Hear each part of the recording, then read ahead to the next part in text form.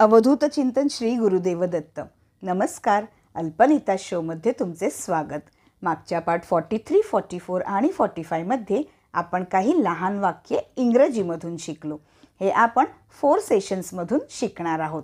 तर आजचा पार्ट 46 आपल्या शॉर्ट सेंटेन्सेसचे चौथे सेशन.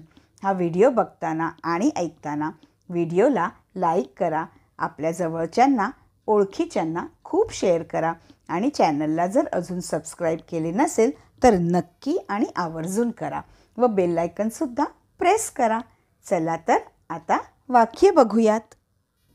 तर आपलं पहिलं शॉर्ट सेंटेन्स आहे यू आर सो काइंड, म्हणजे तुम्ही खूप दयाळू आहात. नेक्स्ट, डू यू नो, म्हणजे तुला माहीत आहे का किंवा तुम्हाला माहीत आहे का.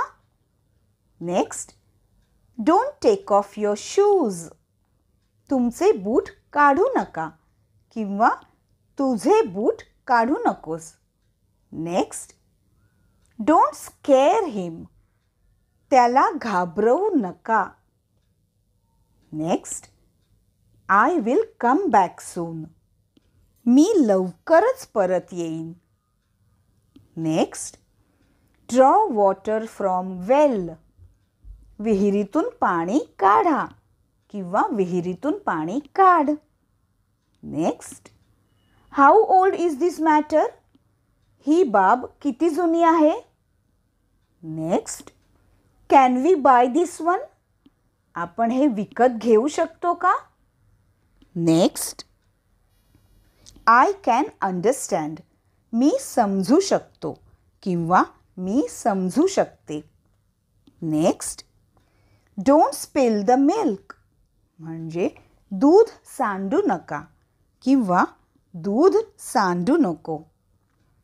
नेक्स्ट, शी एट हार्डली नथिंग, म्हणजे तिने काहीच खाल्ले नाही किंवा तिने जवळजवळ काहीच खाल्ले नाही. ठीक आहे, काही वेळेला इंग्रजीमध्ये शब्दशः अर्थ लागत नाही, पण आपण ते एक्सप्रेस करू शकतो. तर हे वाक्य तुम्ही कोणत्याही पद्धतीने एक्सप्रेस करू शकता. Next, take medicine on time, म्हणजे वेळेवर औषध घे किंवा वेळेवर औषध घ्या. तर असे हे काही शॉर्ट सेंटेन्सेस आपण अल्पनिता शोच्या 4 सेशन्समधून शिकलो. आपण टोटल 60 लहान वाक्ये आपल्या पार्ट नंबर 43, 44, 45 आणि 46 मधून शिकलो. तुम्ही हे व्हिडिओज पुन्हा पुन्हा बघा, वाक्यांची खूप प्रॅक्टिस करा आणि अल्पनिता शोमधून इंग्रजी शिकत राहा आणि मस्तपैकी बोलत राहा.